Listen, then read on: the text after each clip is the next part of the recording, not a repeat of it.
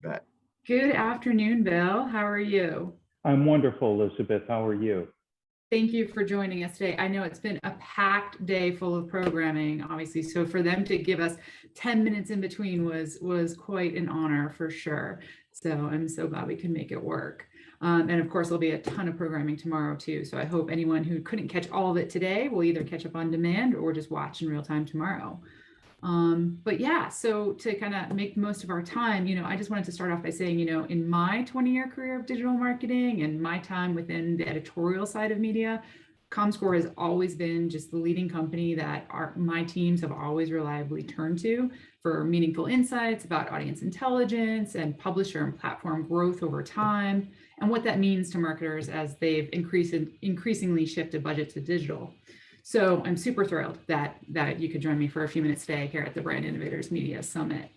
So with that context in mind of like what Comscore's kind of done over time and, the trends that you guys have been seeing, in these many years of convergence, that's one of the key things that has really occurred and really accelerated in the last couple of years in particular. So the convergence of digital and traditional TV media placement. So I'd like to know from you, like, what impact do you think that convergence has had on how we define the value of impressions across increasingly fragmented audience? Well, I think it has accelerated dramatically. How do you define what the premium impression is? So yesterday, I actually had an experience as a consumer. One of my neighbors stopped over and she said, "Have you seen this video, this squirrel video on YouTube?" Of course I haven't. But she said, "Give me your remote control. Let me find it for you." And it turns out there was 92 million views of it. And it was user-generated content. Last night, I watched the Emmys. And those Emmys value that program in the same way as a squirrel video is actually quite silly. And if you look at premium content, like the nightly news from all the great television networks and the serial dramas and comedies that are out there, an impression is not an impression.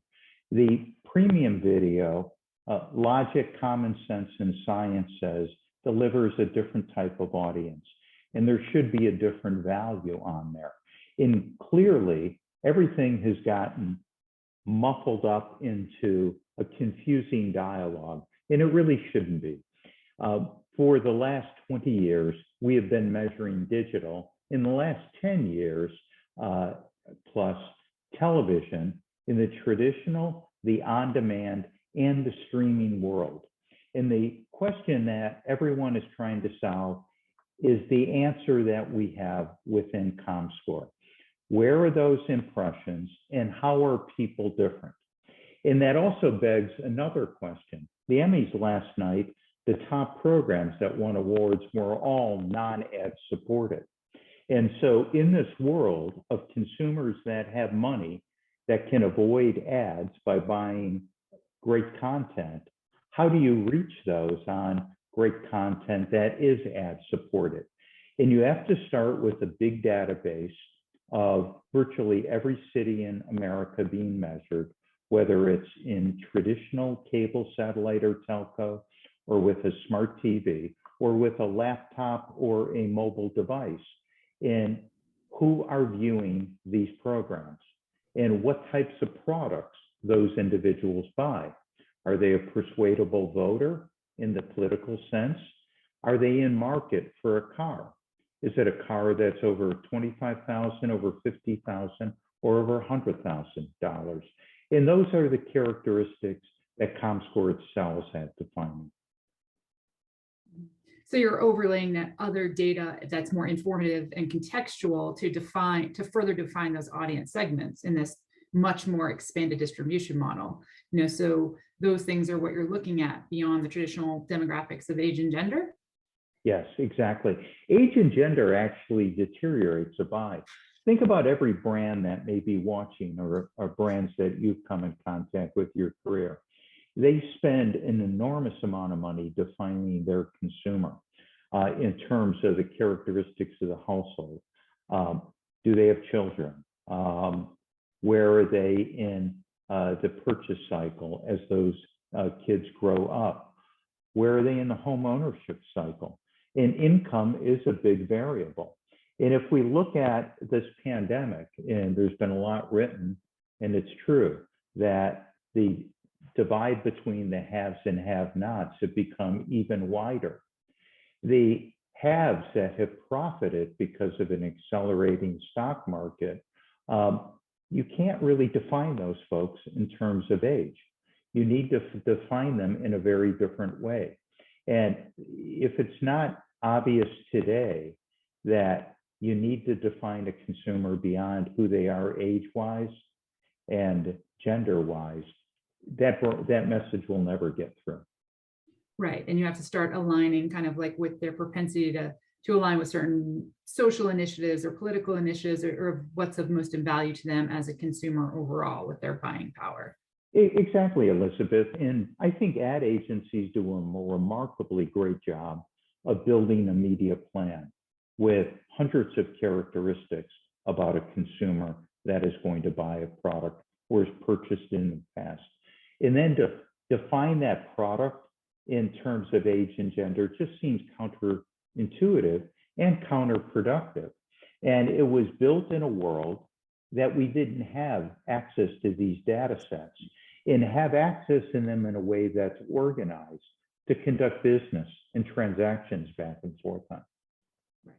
So what do you think about, given that that data set has grown so infinitely larger, what does that mean for the future of media measurement as a whole? You know, how can marketers start to think truly differently about measuring that full funnel of engagement, like from, you know, that initial product or brand awareness cycle all the way through to the point of conversion? You know, what tools can they leverage to fully realize the value and impact of that overall media investment across this wide swath of channels? Right, and I think it starts with Comscore. Comscore is the only company that measures all 210 local markets in the same way that you measure a national video audience. It's the only company that has figured out a way to take the mega media companies, their traditional linear in local and national markets, their streaming properties, and merge them all together so they can also look at that consumer with all their other digital behavior and all of their linear behavior. The move that we're just in the process of making, how do you transform that mechanism into the buying and selling piece? And there's a movement afoot to do just that. Comscore has over 2,500 clients that are some degree of currency usage. These are exciting times, and we're proud to be a steward of one of the important currencies that are out there. Well, and like I said before, I mean, you've been on the forefront of the evolution of the media cycle and the shift to digital, and really seen how the traditional media market has evolved, and now we're getting those tools in place to get it done right for marketers' benefit, and just giving one more tool in that arsenal, I think, to fully layer it in. Now, of course, future-wise, we're going to have that challenge of privacy and first-party data. So I think that's something I think we'll kind of look to you guys, right, in terms of supporting. I mean, is there anything you can say, you know, from Comscore's perspective on what that looks like in that move to privacy? Well, Comscore got ahead of privacy before privacy was an issue politically. We built our business around some basic principles. When we look at our television information, the cable acts over the course of generations have been very privacy centric. So we built our television service around that. Our digital service, we did it the same. So when we think of privacy, we look at banking privacy like Graham Leach Bliley, that has been out there to protect the consumer for a long, long time. And we built our business around the durability of privacy. So in a world that is vastly shifting to be concerned about it, we're privacy ready and have been for a decade. Wonderful, wonderful. Okay, last question, and it's very important, and because I want to respect your privacy, but I've got to know, what streaming or digital media are you most consuming these days, personally? I'm a voracious consumer of all media. Me too. I will tell you, I record all of the nightly news programs, and I also watch a tremendous amount of live TV, but I also watch Apple TV. Virtually all the shows that were given awards last night, I'm addicted to. All the shows. Absolutely. That is the nature of the beast in this world. We can't avoid it, us media mongers. So I appreciate that, and I will, with that, say goodbye for now, and we'll look forward to hearing from Comscore and yourself very soon. We thank you for the time. Thank you, Elisabeth. Thanks, Thanks. Bill. Bye-bye. Thanks, Bill. Thanks, Keith. You bet. Thanks, Elizabeth. Well,